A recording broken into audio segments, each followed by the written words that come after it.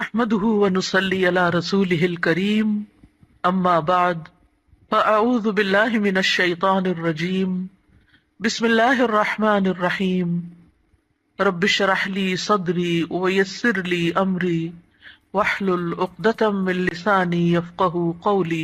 اللہ تعالیٰ نے انسان کو جن بڑی بڑی نعمتوں سے نوازا ہے ان میں سے ایک نعمت اولاد کی نعمت ہے۔ قرآن حکیم میں اولاد کی ولادت کا ذکر ایک خوشخبری کے طور پر کیا گیا ہے۔ ارشاد باری تعالیٰ ہے، یا زکریا انا نبشرک بغلام اسمہ یحییٰ لم نجعل لہ من قبل سمیا۔ اے زکریا، ہم تجھے ایک بچے کی خوشخبری دیتے ہیں جس کا نام یحییٰ ہے، ہم نے اس سے پہلے اس کا ہم نام کبھی کسی کو نہیں کیا۔ تو گویا اولاد کا دنیا میں آنا انسان کے لیے ایک خوشخبری کی حیثیت رکھتا ہے۔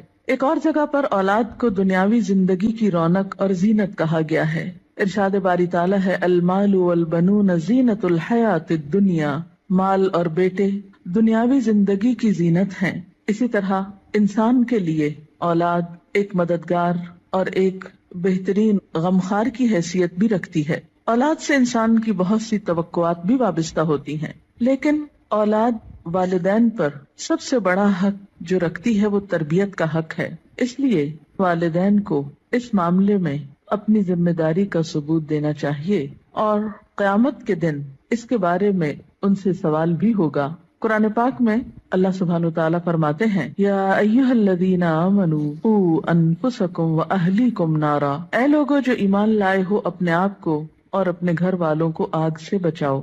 گویا والدین کی ذمہ داری میں صرف یہی شامل نہیں کہ وہ بچوں کو تعلیم دیں یا ان کے کھانے پینے کا بندوبست کریں، بلکہ ان کی ذمہ داری میں سے ایک اہم ذمہ داری یہ ہے کہ وہ ان کی اچھی تربیت کریں اور انہیں آخرت کے بھیانک انجام سے محفوظ کریں، آگ سے بچائیں۔ ایک حدیث میں بھی آتا ہے، آپ صلی اللہ علیہ وسلم نے فرمایا، کلکم راع وکلکم مسئول عن رعیتہ، تم میں سے ہر شخص نگران ہے اور ہر ایک سے اس کی رعایا کے بارے میں، ماتحتوں کے بارے میں سوال کیا جائے گا۔ فالمرأة راعیۃ فی بیت زوجہا، اور عورت اپنے شوہر کے گھر میں نگران ہے، یعنی صرف باپ سے نہیں، ماں سے بھی پوچھا جائے گا کہ اس نے اپنے بچوں کی تربیت کیسے کی۔ اس لیے ہم دیکھتے ہیں کہ انبیاء علیہم السلام اپنی اولاد کے بارے میں ہمیشہ فکر مند رہے۔ حضرت ابراہیم علیہ السلام اپنے ساتھ اپنی اولاد کے لیے بھی دعائیں مانگتے ہیں، رب اجعلنی مقیم الصلاۃ ومن ذریتی، اے اللہ مجھے نماز قائم کرنے والا بنا اور میری اولاد میں سے بھی۔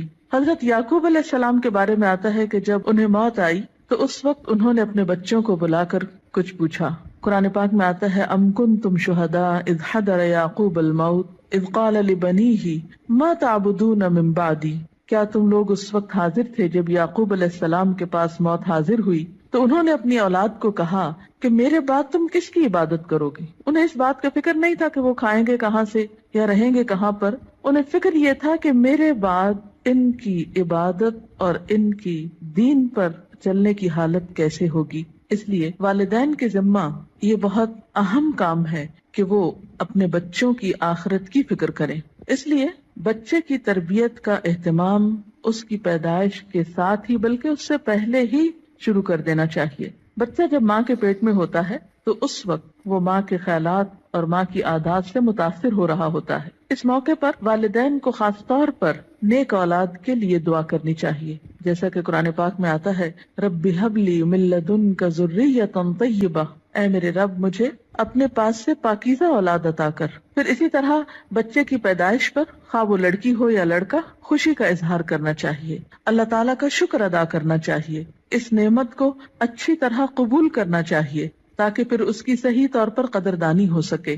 احادیث مبارکہ سے ہمیں کچھ اور باتیں بھی پتہ چلتی ہیں کہ جب بچہ پیدا ہو تو اس کے کان میں آذان دی جائے، گویا پیدائش کے بعد سب سے پہلے اس کو اللہ کا نام سنایا جائے، اس کے سامنے اللہ کی عظمت کا اظہار کیا جائے۔ اسی طرح نبی صلی اللہ علیہ وسلم کی سنت سے ہمیں بچوں کی تہنیک کرنے کا بھی پتہ چلتا ہے۔ تہنیک سے مراد یہ ہے کہ کھجور چبا کر بچے کے تالو پر لگائی جائے، کیونکہ بچہ سب سے پہلی خوراک جو اپنے منہ میں لے کر جاتا ہے اس میں بھی خوراک دینے والے کی شخصیت اور عادات کے اثرات منتقل ہوتے ہیں۔ صحیح بخاری میں ابو موسیٰ اشعری روایت کرتے ہیں کہ میرے ہاں ایک بچہ پیدا ہوا میں اس کو لے کر نبی صلی اللہ علیہ وسلم کی خدمت میں حاضر ہوا. آپ نے اس کا نام ابراہیم رکھا. ایک کھجور سے اس کی تہنیک کی اور اس کے لیے برکت کی دعا کی اور اسے میرے حوالے کر دیا. پھر اسی طرح بچے کا نام اچھا رکھنا چاہیے. نام ایسا ہو کہ جس کا مطلب بھی اچھا ہو، تاکہ بچہ جب پکارا جانے پر اپنا نام سنے تو وہ اچھے لفظ کو بار بار سنے. ایسا نام نہیں رکھنا چاہیے کہ جس کا پروننسیشن، تلفظ یا معنی اچھا نہ ہو. اسی طرح نومولود یعنی نئے نوزائیدہ بچے کے بارے میں یہ حکم بھی دیا گیا ہے کہ ان کے ولادت کے 7ویں دن ان کے بال منڈائے جائیں. بعض حکماء نے اس کی یا اطباء نے اس کی حکمت یہ بیان کی ہے کہ سر مڑنے سے سر کے مسامات کھلتے ہیں، نگاہ، سماعت اور سونگنے کی قوت کو فائدہ پہنچتا ہے. اسی طرح سنت میں ہمیں بچوں کا عقیقہ کرنے کے بارے میں بھی تعلیمات ملتی ہیں. عقیقہ کرنے میں ایک حکمت یہ ہے کہ انسان اپنے رشتہ داروں کو، غریبوں کو، ہمسایوں کو اس خوشی میں شریک کرتا ہے. اس موقع پر ان کے لیے گوشت بھجواتا ہے، یعنی عقیقے کے جو بکرے ہیں ان میں سے. پھر اسی طرح بچپن ہی سے بچوں کے ساتھ محبت اور شفقت کے ساتھ پیش آنے کا حکم ہے. بچہ صرف غذا کا ہی محتاج نہیں ہوتا، محبت و شفقت اور کیئر کا محتاج بھی ہوتا ہے. نبی صلی اللہ علیہ وسلم کا ارشاد ہے، جو ہمارے بچوں پہ شفقت نہ کرے اور ہمارے بڑوں کی عزت نہ کرے وہ ہم میں سے نہیں. پھر آپ دیکھیے کہ تربیت میں صرف محبت و شفقت ہی کافی نہیں ہوتی، بلکہ اس کے ساتھ ساتھ بچوں کو ڈسپلن سکھانا بھی بے حد ضروری ہوتا ہے. پھر یہ ہے کہ بچوں کی تربیت کے مختلف پہلو ہیں. ان کی تربیت میں ان کی ایمانی تربیت، اخلاقی تربیت، جسمانی تربیت، عقلی تربیت، نفسیاتی تربیت،